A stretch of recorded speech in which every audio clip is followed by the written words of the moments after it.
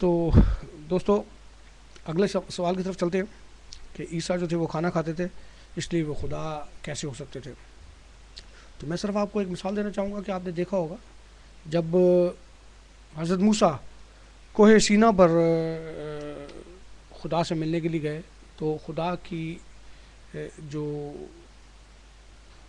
خدا کے چہرے پر جو نور تھا، اس کی چمک سے وہ اس کے نزدیک نہ جا سکے، بلکہ اس کی چمک اور دمک سے وہ جو پہاڑ تھا وہ بہت زیادہ دھمک رہا تھا، اور خدا کو دیکھنے کے لیے عام انسان کی جو عام آنکھ ہے وہ اتنی محتمل نہیں ہو سکتی کہ وہ خدا کا نظارہ کر سکے۔ خدا نے انسان کے بیچ میں اپنے بیٹے کو بھیجا، اور وہ ایک بشر کی صورت میں دنیا میں آئے، اور جب وہ دنیا میں رہے تو وہ بشری تقاضے انہوں نے پورے کیے، جو کہ انہیں تکلیف بھی ہوتی تھی جب ان کو کوڑے مارے گئے، ان کے ہاتھوں پر کیل ٹھونکے گئے، انہیں فیل ہوتا تھا، ان کو ان کے جسم پر جب چوٹ لگتی تھی، تو یہی بات تھی، کیونکہ وہ جب تک اس سے محسوس نہیں کرتے اس وقت تک یہ بات ثابت نہیں ہوتی کہ وہ انسان بن کر اس دنیا میں آئے۔ بشری تقاضے پورے کرنے ضروری تھے، اور جیسا کہ میں نے آپ کو بتایا کہ اگر خدا کی صورت میں آ جاتا، یا وہ کسی جن کی صورت میں یا کسی اور صورت میں، تو انسان اسے کیسے قبول کرتا؟ انسان کے قبول کے لیے انہیں انسان کی صورت اختیار کر کے دنیا میں آنا پڑا، اور انہوں نے اپنے جو وعدہ تھا وہ اپنے بیٹے کا وہ انہوں نے پورا کیا، اور جیسس کرائسٹ نے ہمارے لیے ہمارے مرثی گناہ کی خاطر موت کو گلے لگایا، اور موت کے جبڑے توڑ کر وہ باہر آیا۔ تو کہنے کا مقصد یہ کھانے کی بات ہے، تو جیسس کرائسٹ نے کھانا جو ہے وہ ابراہیم کے ساتھ بھی کھایا۔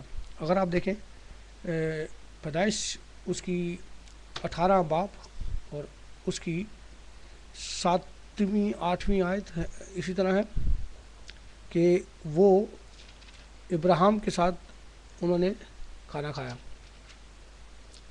آپ دیکھتے ہیں کہ ابراہیم کے پاس جب خدا آیا، تو اگر آپ اس کو پہلے 8ویں باب پہلی آیت سے پڑھیں گے تو سمجھ میں آئے گا، لیکن میں اس کو 7ویں 8ویں آیت تک پڑھتا ہوں۔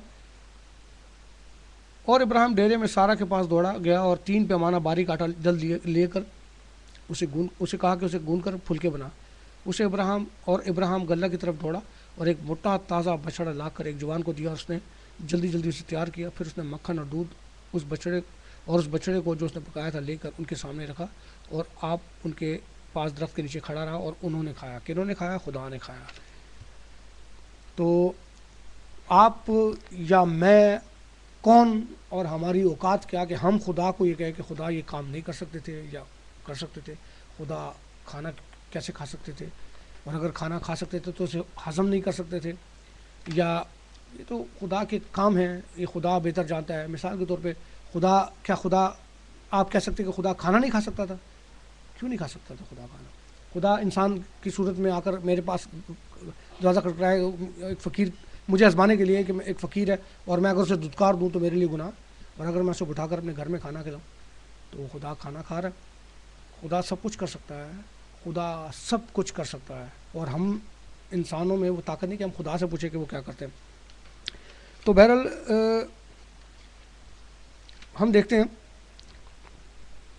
اگلا سوال کہ خدا نے وہ جگہ پر کہا کہ وہ خدا کے بیٹے کہلائیں گے۔ متی 5 باب اس کی 9ویں آیت میں اگر آپ دیکھیں تو لکھا ہے کہ مبارک ہے وہ جو صلح کراتے ہیں، وہ خدا کے بیٹے کہلائیں گے۔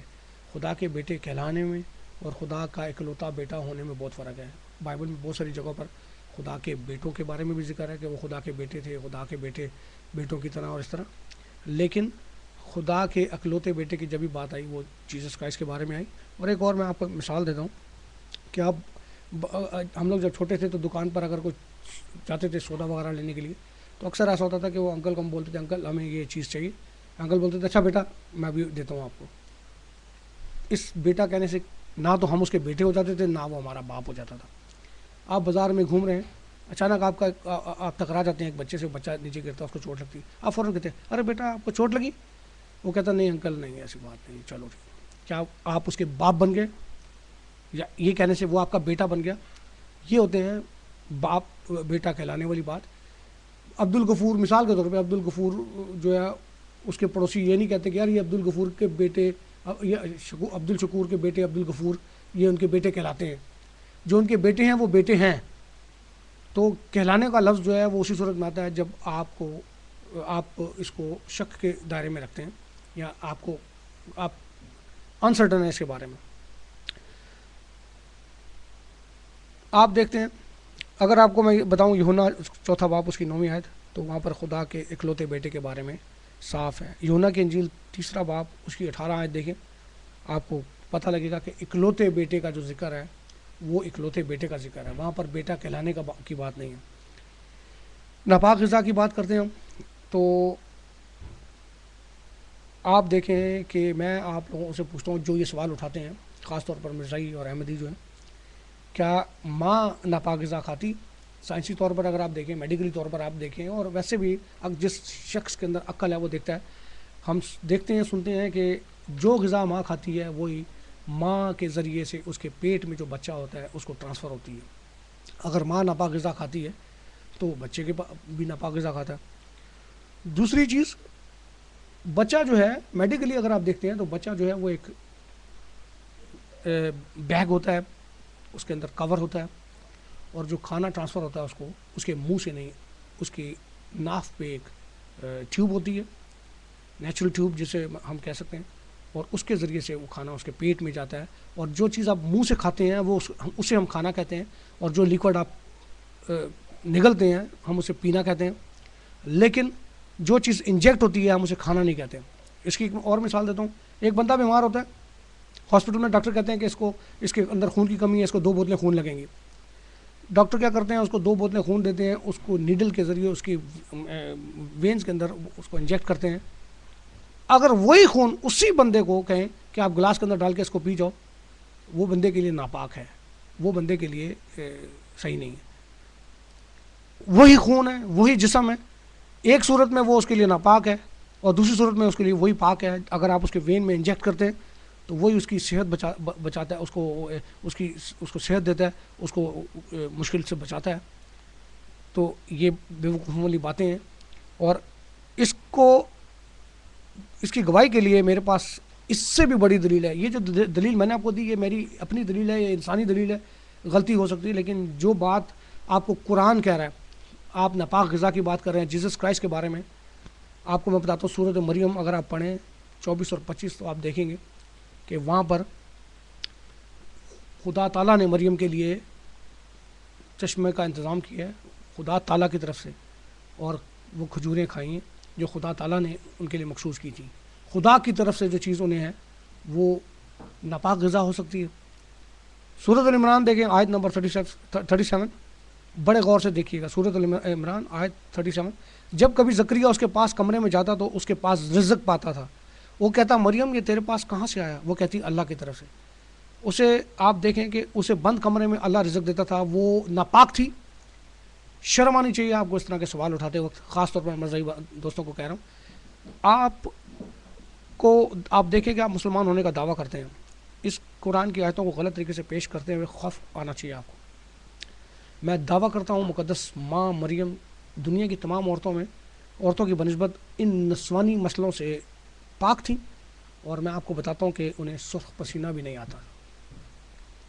میں کھل کر یہ بات نہیں کر سکتا, میرے دوست جو بالغ ہیں وہ سمجھ سکتے ہیں کہ جو عام عورتوں کو سرخ پسینہ, اس سے ہماری جو ماں تھی مقدس مریم ان مسئلوں سے, ان نسوانی پرابلم سے وہ پاک تھیں, اور ایسی کوئی بات نہیں تھی. اب اس کو بند کرتے ہیں, بہت ہو گئی. میرا خیال ہے کہ یہ جو دلائل تھے یہ بھی بہت ہیں, اور بھی بہت زیادہ ہے, لیکن میں جتنا چلتا جاؤں گا چلتا جائے گا اور یہ ختم نہیں ہوتا.